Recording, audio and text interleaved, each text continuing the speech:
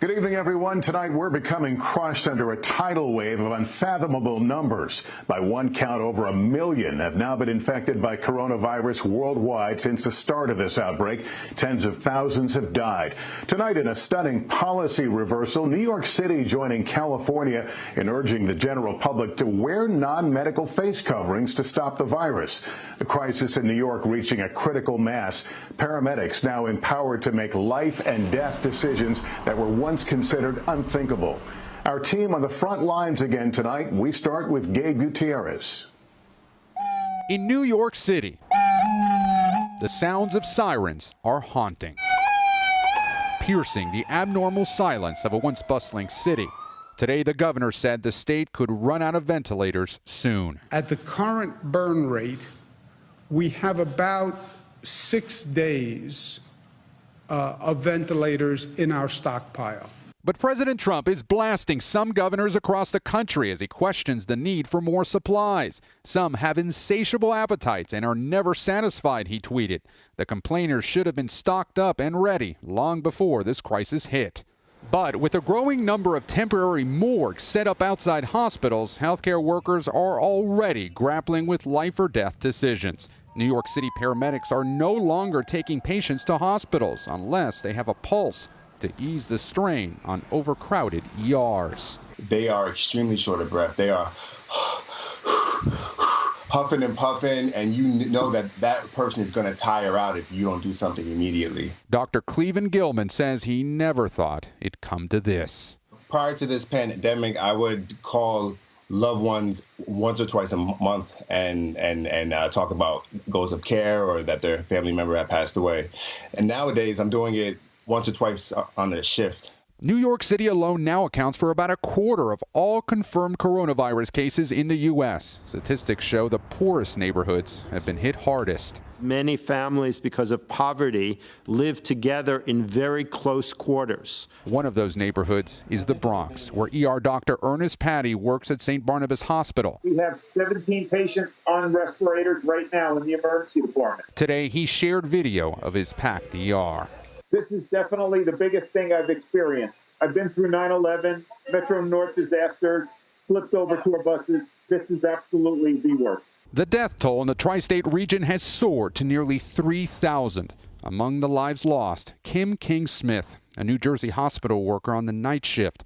Her family says her smile was more infectious than the virus that took her life. Giacomina Barr Brown was a civilian employee for the NYPD. Father Jorge Ortiz of Brooklyn was the country's first known death of a Catholic priest from COVID-19. He was a father figure for everybody. I think that's what the community is going to miss the most, because they knew Father Jorge as their father, not just a priest, but as a father.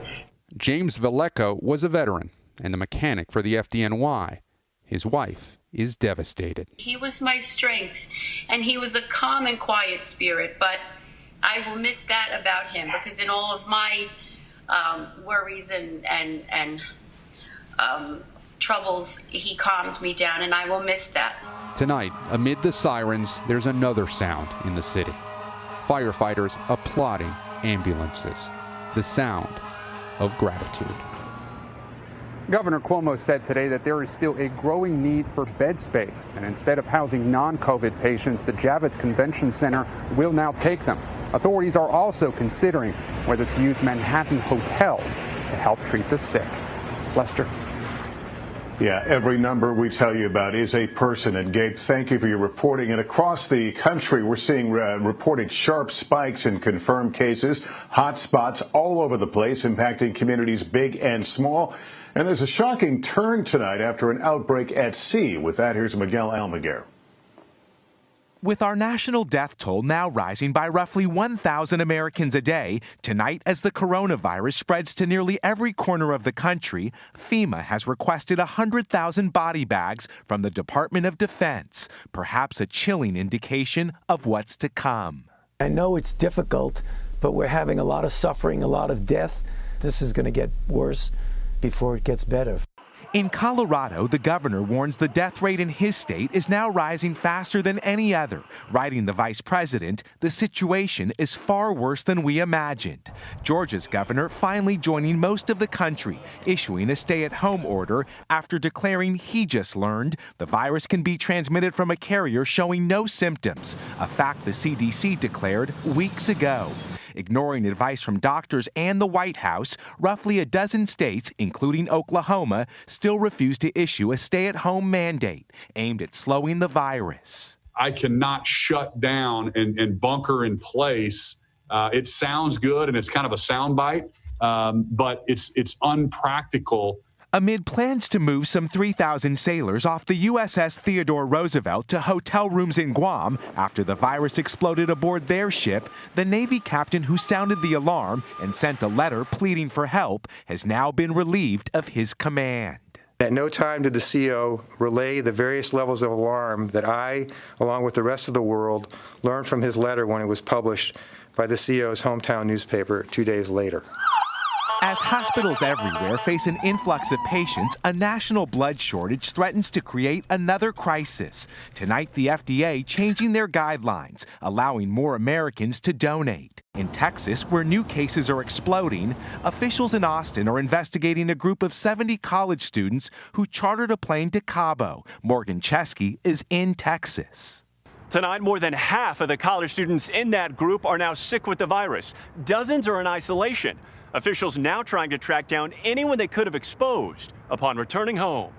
In Hawaii, a Florida man was arrested after police say he violated the island's order for visitors to stay isolated in their hotel rooms for 14 days. With the Democratic National Convention in Milwaukee postponed until August, in California, all state residents are being encouraged to wear homemade face coverings when in public, including grocery stores. This will be the look, so let me lead as mayor.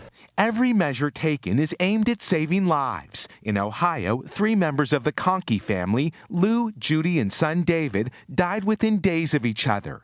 In Indiana, Buddy Baker lost his parents and is pleading for everyone to stay home. You don't want to live this pain, and you don't want someone else to live this pain. Tonight, there are reports the White House will also recommend Americans living in coronavirus hotspots use face coverings, but not buy surgical masks that are in short supply. Lester? All right, Miguel, thank you. Now to the staggering toll on American jobs. Unemployment claims skyrocketing to unprecedented levels, with 6.6 million people filing in the last week alone. Here's Jolene Kent. Tonight, the U.S. economy is in free fall, and millions are desperate for cash. Juanita Flores and her fiancé were both furloughed from their jobs in New Mexico. We're already living paycheck to paycheck, already behind in bills. They now join the record 6.6 million Americans who filed unemployment claims last week, about double the week before, totaling a stunning 10 million in just 2 weeks. Compare that to claims filed over the past 50 years, including more than 650,000 a week at the peak of the Great Recession. The astonishing numbers reflect the new reality of businesses large and small, shutting down to adhere to stay-at-home orders across the country. Families got to eat, bills got to get paid. So much uncertainty to, have to live with.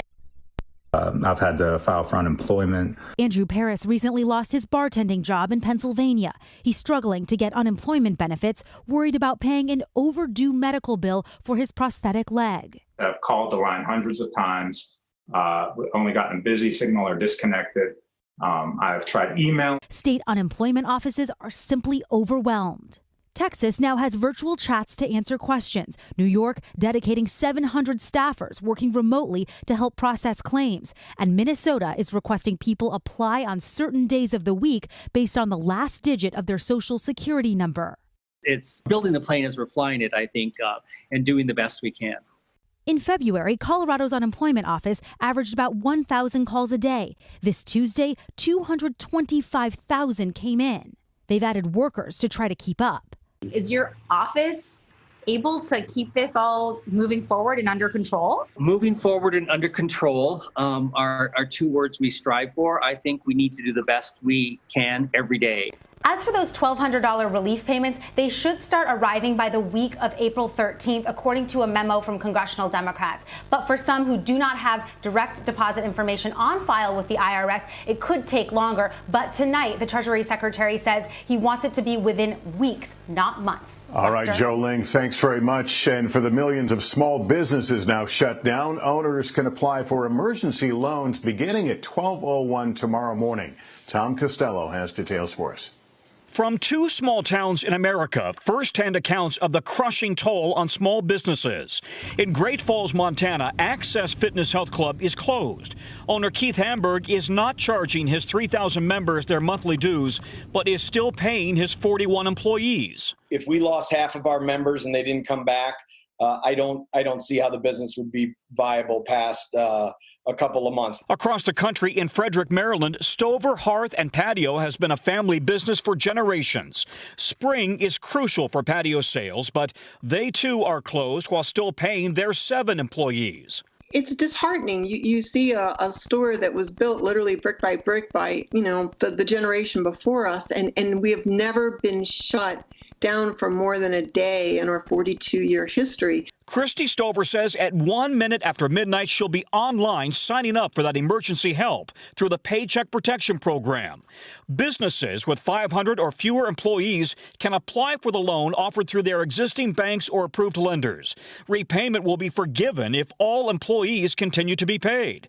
But banks say there are too many unanswered questions, like are the banks responsible for ensuring a loan application isn't fraudulent? Will the federal government guarantee loans if they go bad? The intention is to get this money out, but let's put it in perspective.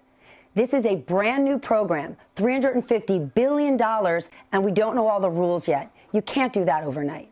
Tonight, the nation's biggest bank, Chase, says it will most likely not be able to start processing loan applications tomorrow because it says it needs more guidance from the government. Lester? Tom Costello tonight. Thank you. Hey, NBC News viewers, thanks for checking out our YouTube channel. Subscribe by clicking on that button down here and click on any of the videos over here to watch the latest interviews, show highlights, and digital exclusives. Thanks for watching.